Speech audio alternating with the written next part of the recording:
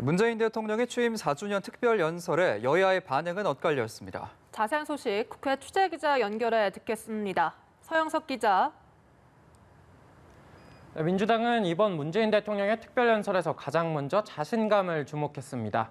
민주당 고용진 수석 대변인이 대통령의 국난 극복과 북핵 문제 해결에 자신감이 보이는 담화였다고 밝힌 건데요. 특히 한반도를 코로나19 백신 중심 생산 기지로 만들겠다는 구상의 경우 청와대와 당의 향후 과제로 완벽하게 일치한다고 강조했습니다. 이 밖에도 부동산, 반도체, 기후변화와 에너지, 한반도 비핵화를 당청이 함께 해결해 나가야 할 당면 과제로 꼽았습니다. 야당인 국민의힘의 반응은 냉담했습니다. 배준영 대변인은 국민이 듣고 싶어 했던 성찰은 어디에도 없었다면서 자화자찬 일색의 연설에 할 말을 잃을 지경이라고 평했습니다. 전주의 원내대변인은 독선과 아집을 지속하겠다는 대국민 선전포고라고까지 목소리를 높였는데요. 국민의힘은 부동산 문제와 백신 수급 불균형, 그리고 이번 장관 후보자들에 대한 문제를 꺼내들며 국정의 대전환을 촉구했습니다. 네, 문 대통령이 최근 개각 논란에 대해서 일단 국회 논의를 지켜보겠다고 밝혔습니다. 장관 후보자들에 대한 인사청문 보고서 채택 시한이 바로 오늘인데요. 어떤 얘기들이 오가고 있습니까? 네, 여야의 새 원내 수석부 대표들은 아침부터 임혜숙, 박준영, 노형욱 장관 후보자에 대한 청문 보고서 채택 여부를 두고 논의를 이어갔습니다. 국민의힘 추경호 원내 수석부 대표는 이 자리에서도 장관 후보자 모두가 자진 사퇴나 임명을 철회하는 게 맞다는 입장을 재확인했는데요.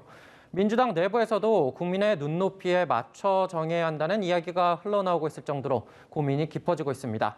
아파트 다운 계약 등으로 논란이 된 임혜숙 과기부 장관 후보자와 부인이 도자기를 대량으로 불법 반입해 판매했다는 의혹을 받는 박준영 해수부 장관 후보자 등 한두 명은 낙마할 수 있다는 관측도 나오고 있는데요.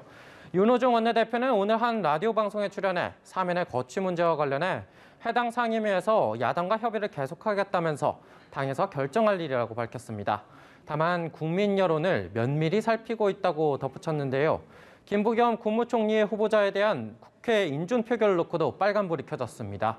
국무총리의 후보자 인사청문 특별위원회의 위원장을 맡은 국민의힘 서병수 의원은 긴급 기자회견을 열었습니다. 서 위원장은 야당이 반대한다고 해서 청와대 인사검증이 실패한 것은 아니다라는 문 대통령의 발언을 이유로 들며 인사청문 경과보고서 채택을 하지 않겠다고 밝혔습니다.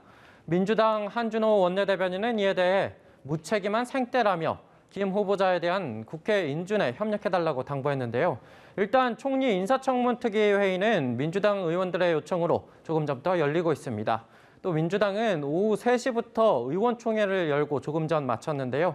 장관 후보자들에 대한 최종 입장을 정리한 뒤 의견을 청와대에 전달할 예정입니다. 이런 가운데 국민의힘은 날이 갈수록 당권 레이스가 본격화하는 분위기라고요. 네, 당대표 유력 주자로 손꼽히는 조호영 전 원내대표가 조금 전 공식 출마했습니다. 조혜진, 홍문표, 윤영석 의원에 이은 네 번째 공식 출마인데요. 주 전 원내대표는 여기서 혁신과 통합, 대화합으로 정권 교체를 이루겠다고 선언하며 야권 대통합과 안정적인 경선 관리에서 다른 후보들보다 강점이 있다고 밝혔습니다. 내일은 조경태 의원이 공식 출마를 예고했습니다. 여기에 권영세, 김웅 의원, 그리고 원외에서 거론되고 있는 나경원 전 의원과 이준석 전 최고위원까지 출마를 공식화하면 대진표가 곧 완성됩니다. 국민의힘은 오늘 오전 황우여 전 의원을 위원장으로 하는 선관위 구성을 마무리한 데 이어 내일 열리는 첫 회의에서 전당대회 일정을 확정해 발표할 예정입니다. 지금까지 국회에서 전해드렸습니다.